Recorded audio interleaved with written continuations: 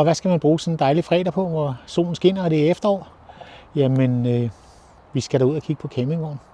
Og som I kan se her bag mig, så er der nok at vælge imellem. Den første, vi lige går ind og kigger på her, vi har jo valgt, at det skal være med enkelseng, det er det, vi gerne vil. Det er en Knaus Sydwind 540 EU. Og jamen, den ser så sådan her ud indvendigt. Jeg kommer ind til den her nu. Og her, når man kommer ind, så har vi herinde til højre, der har vi en rundsædergruppe, hvor der også det her men relativt nye skyline-vindue. Der er en god gruppe her. Det er sådan rimelig nemt at komme rundt om bordet her. Der er gode skabe heroppe i siden hen over køkkenet, som er lige her. Der er en vask, og der er 3 kogeplader. Der er masser af skuffer ned igennem her. Jeg kan lige prøve at åbne den her, som er et skab med gode hylder. Og der er skuffer her ned igennem til det, der nu skal være. Der er stort køleskab. 2 enkeltsenge, man kan slætte madras imellem. Og så er der en masse dejlige skabe hele vejen rundt her, som er lette at komme til, i hvert fald når man ikke har udtræk slået ud her. Og også et godt toilet, hvor der er rimelig god plads at sidde på. Der er en god vask, og der er masser af spejle her. Og så er der også både hylder og et enkelt skab der, og med loft, lys ned her. Hvis jeg skulle sige noget, som vi ellers har sagt, at det er vi ikke så interesseret i, det er jo så selvfølgelig, at tømning af toilettet, det sker ude i teltsiden, men det kan man måske også lære at leve med. Nå, vi går videre til næste. Nå, her er der også en lækker deadlifter, eller deadlifts hedder den vel egentlig. Vi har lige gået rundt og kigget ind i den, og det gør vi lige igen her, men vi fandt desværre ud af, at den er lige tung nok i forhold til vores elbil her. Den her, den vejer 1615 kilo i egenvægt og totalvægt 2 tons. Og det er jo altså lidt træls, når det er, at jeg har en totalvægt, jeg må trække på 1600 kilo. Men jeg synes lige, at man skulle se den indeni, og så kan man jo sige, så er det jo der, man kan tænke på, hvad er det så for en elbil, man skal have næste gang måske. Så her, den er 2,5 bred. Der er en gigafed sædegruppe i den her. Stor og dejlig. Masser af skabe i den. Og hvis vi så lige kommer ind, så fordi den jo er så stor og bred, så er der altså også stadigvæk en rigtig bred fransk seng. Og hele vejen rundt her. Sindssygt mange skabe. Og hvis man så lige tager den her midterkonsol her, og lige trykker en gang, så trækker man lige sådan her ud, og så er der også skuffer inde i den her. Og sådan noget luk selv let, uden at, uden at slukke i. Så herover, ligesom i så mange andre af den her type, med fransk seng, jamen så er håndvasken udenfor. Og toilettet herinde, der er også rigtig god plads. Og der er simpelthen en radiator, fordi der er altevarme i den. Det vil sige, det er ligesom hvis der har været radiator hjemme i huset. Og stort, dejligt køleskab, og igen også masser af skabsplads også til at hænge i. Og så er der lige hylder der. Så lidt en nitte, at vores Ioniq så kun lige må trække de der 1600 kilo. Men sådan er det jo nogle gange. Og det skal man jo så bare være forberedt på. Så vi kigger videre til næste video. Eller til næste campingvogn. Her kommer så lige et bud på noget, der kunne være en rigtig god førstegangsvogn. En Adria Aviva 492 LU med en egenvægt på kun 980 kilo, tror jeg, der står. Yes, og 1350 totalt. Så der tror jeg næsten alle kan være med rent vægtmæssigt og skal køre med den. Og når man så går ned ad siden her, så har man indgang nede bag i. Og der har man så lige herinde en lille fin sædegruppe. Ikke de største, men det behøves måske heller ikke, alt efter hvem man er og alt sådan noget der.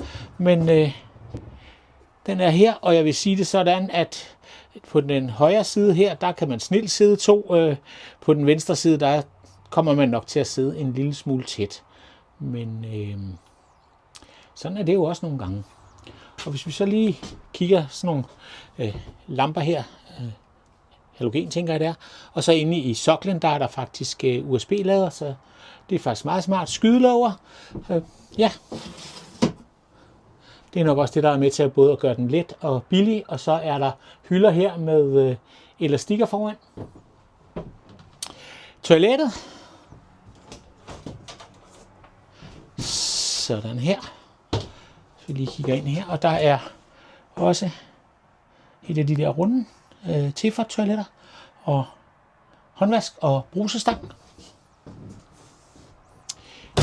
Køkkenet også, 3 gas plus håndvask.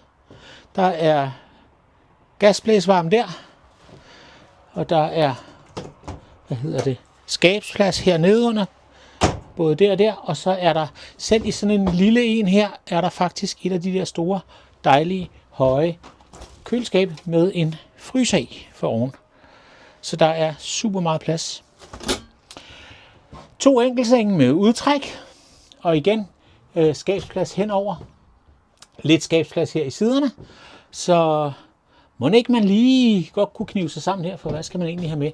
Og så herinde er der så gemt et lille, stativ til et fjernsyn af vejen, sådan at det ikke hænger og dingler midt i det hele, så man så kan køre ud her i midten, og så kan man ligge i sin seng eller sidde over i sofagruppen og se fjernsyn.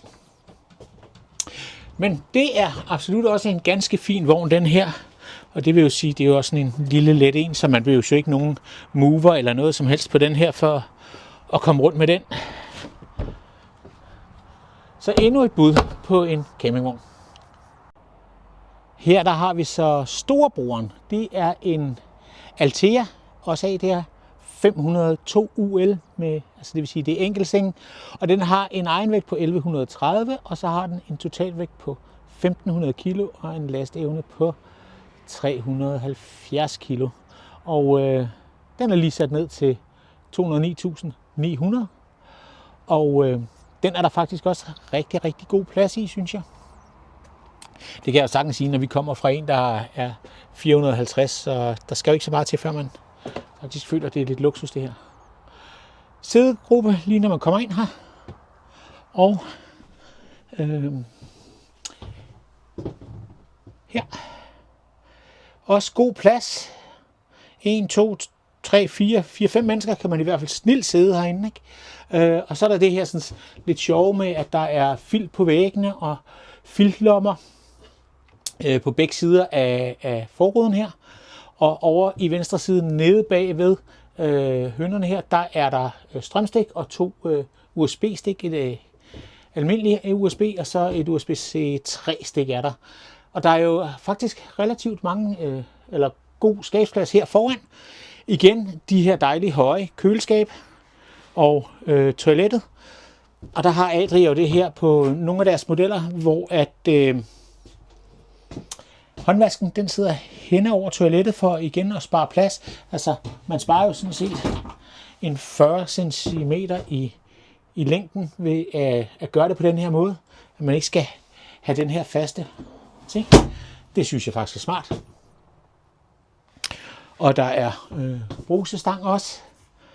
Så der er jo hvad der skal være, må man sige. Og så de her 2 enkeltsenge. Køkken, 3 blusser og masser af skabsplads henover og igen nedenunder. Der er lige sådan nogle smarte hylder her. Sådan der sidder der. Så er der masser af skabsplads herinde, og der er faktisk en lille aircondition i den også. Det er jo rigtig nice, hvis man kører sydpå om sommeren, og lige skal have det lidt køligt. Igen, de her filt ting henover ved sengen til, og lige have briller og telefon og sådan noget i, når man skal sove. Og igen, på hver side er der også lige et lille skab her, hvor der også er rigtig god plads og en stang til bøjler. Og lige sådan herover. Sådan der. Og igen som over i den anden med stativ til tv, som man så kan køre hen foran her, og så kigge fjernsyn fra begge ender af. Absolut også en dejlig vogn. Og der er jo også, at man kan lave soveplads herhenne foran i sædegruppen, som der jo selvfølgelig er i langt de fleste campingvogne i dag.